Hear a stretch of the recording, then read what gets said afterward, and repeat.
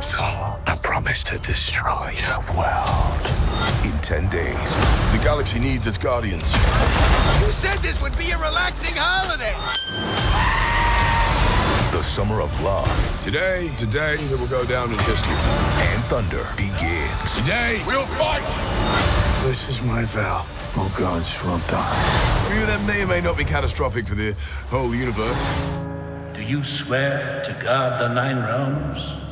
I swear. And do you swear to preserve the peace? I swear. One of the early decisions we made at Marvel Studios was bringing on Thor.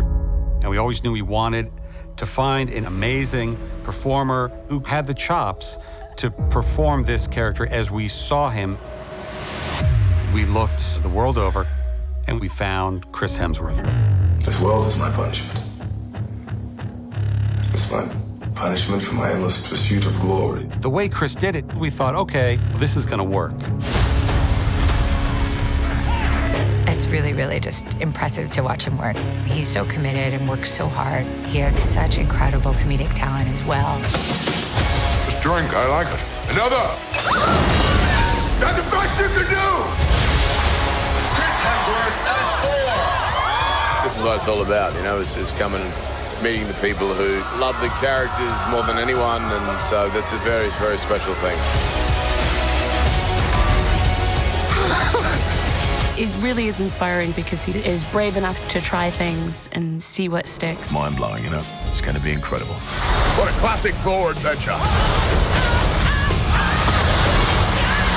And flick! Oh, you flicked too hard, damn it!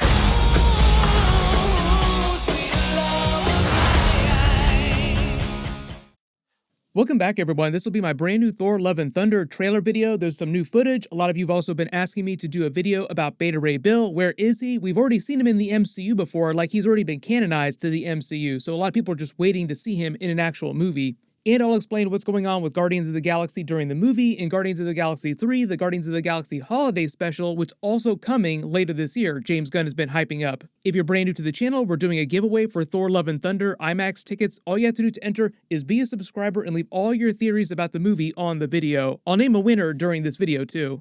But just starting with some of the new scenes from the trailer, obviously we have all the Thor versus Celestials, just funny scenes with him crashing through them using the space goats. Like, you get a much better shot of the ghost just causing all kinds of trouble in the Godhead meeting here at Omnipotent City. If it wasn't clear, all these scenes where you see Thor versus Zeus, his men, all the other gods, that's taking place at the MCU version of the Godhead, like a meeting of all the most powerful gods. Not every single god, but the most powerful gods. And the reason why the Celestials would be there, or they'd have representatives there from the Celestial host, is just because it's a meeting of the most powerful cosmic figures. There's a version of this that happens during the Thanos Infinity Gauntlet storyline that they kind of skipped over during the actual movie version of Infinity War, where Odin, at that time was still alive, met with a lot of the most powerful gods inside the 616 universe, but they get trapped by Thanos on Asgard when he breaks the Rainbow Bridge. But this is kind of meant to be the movie version of that. They're paying it off as part of this Gorr storyline because he's trying to kill all these gods, so of course they'd be meeting to try and figure out what to do about him. And for those of you asking, yes, Gorr would become powerful enough eventually to kill the Celestials. The version of the Necro Sword in the movie is going to be a little bit different. I've already explained how the Shadow Realm is meant to be an alternate dimension that Thor explains in a previous clip that we got from the movie. And it just seems like the Necro Sword is filled with energy from that dimension, and something about that different type of cosmic energy makes it powerful enough to kill gods in the MCU. But like the reason why you don't see Khonshu in the background here with the Egyptian pantheon, they explained during Moon Knight that they'd banished him from their presence, so no matter where they were meeting, they wouldn't allow him to be there. You see a little bit of behind-the-scenes footage of Thor swinging Stormbreaker around during one of the scenes at New Asgard fighting Gorr's army. There's also some brand new footage of him with the Guardians of the Galaxy saying the galaxy needs their guardians, and it's as they get ready to leave and go off on their own to go find the 2014 version of Gamora. When Thor goes his separate way with the goats and Valkyrie back to New Asgard in the newer version of the costume before he finds out about Gorr the God Butcher. But you may have seen some talk about Beta Ray Bill recently in your timelines. The reason why people are talking about him is because Kevin Feige was talking about introducing other variants of Thor in the future, like other versions besides Chris Hemsworth and Natalie Portman's Thor.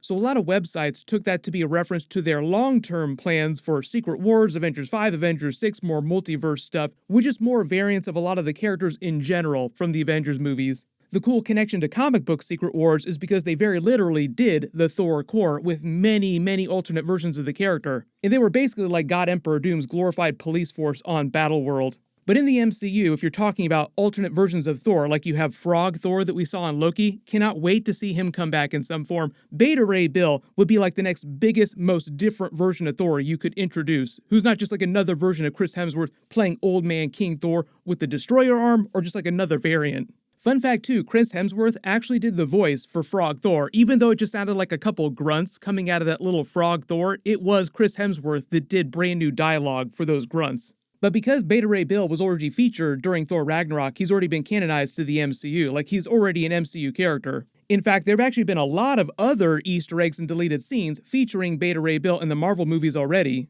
There have been some Beta Ray Bill deleted scenes in earlier Marvel movies. Kevin Feige just said they're saving the character for a big upcoming story. Recently, Marvel just posted the screenplay for Avengers Endgame. There were obviously a ton of deleted scenes and moments that didn't make it into the final cut of the movie, but one of them is actually a big Beta Ray Bill Easter egg.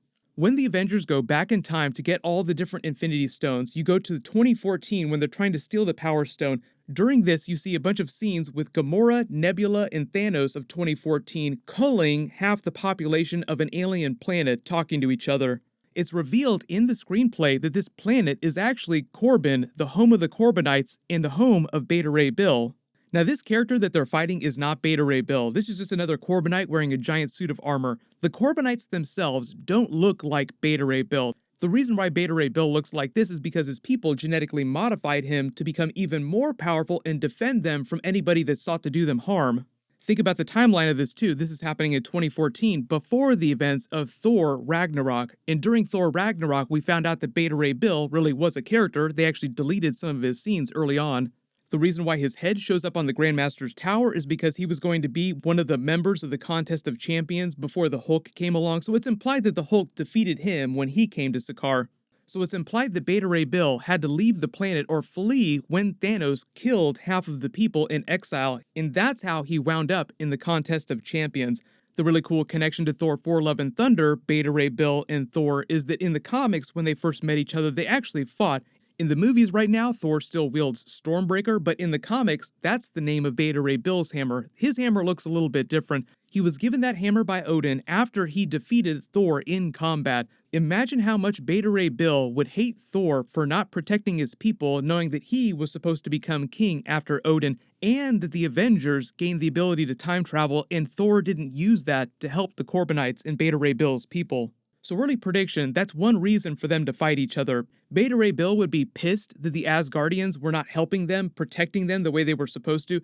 The other funny connection to the movies too, you have to remember, is that during 2014, when Beta Ray Bill's home planet is busy being culled by Thanos here, is that it was actually while Loki was pretending to be Odin, also not really being king, mostly just chilling out watching plays of himself.